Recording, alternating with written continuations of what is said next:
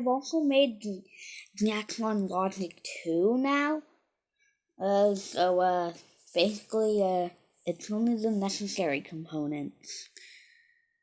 So, this is the NAND gate. It obviously asks for rotation, but for now it doesn't. Hey, wait! Oh yeah, I forgot. I actually did make it work. So, yes, this is JL2. But don't you worry, that is not the most recent version, but the most recent version is still a work in progress. So, wrong link. Right here, it is Jackson Logic 3.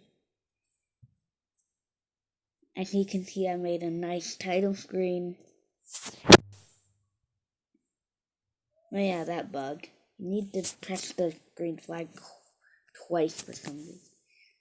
No, silly, it's blue flag. Hey, wait a second. Thought I fixed that. Huh, that's weird.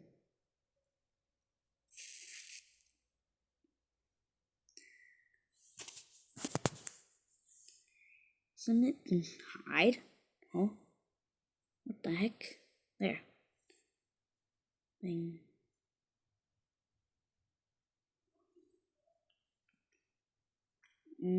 Just gonna make a little update to it.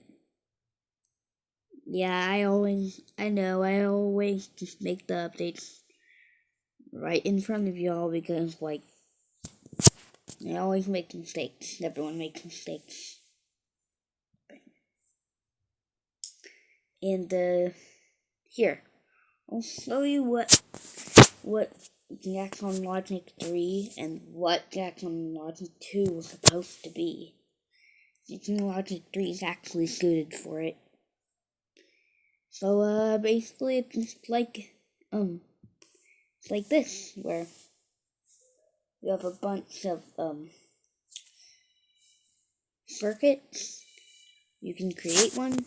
There's a bunch of components.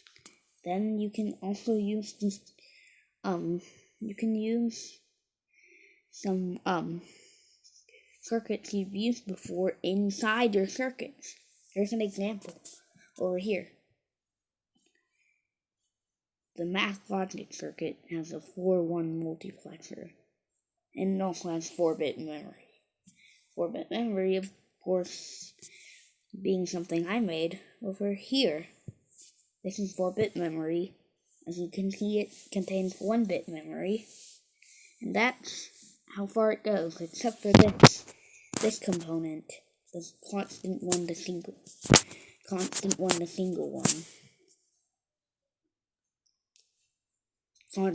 single one.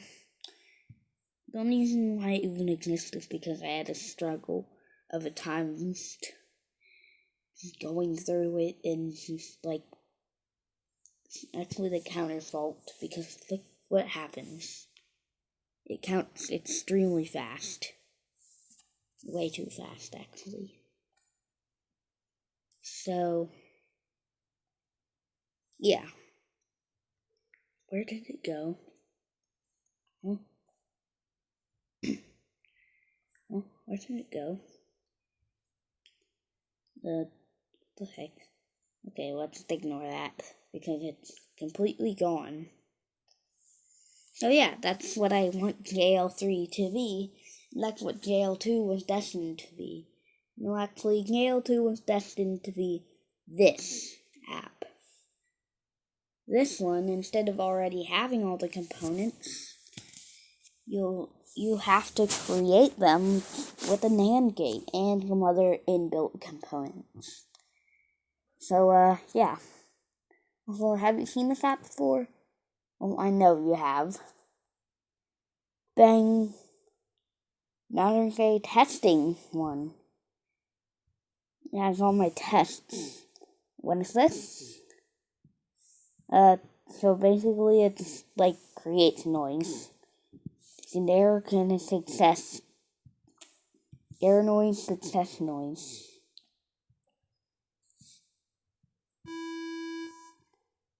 Hey, wait, I think I should turn my volume up.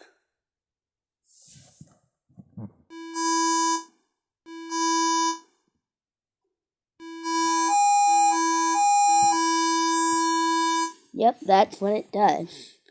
Thank you.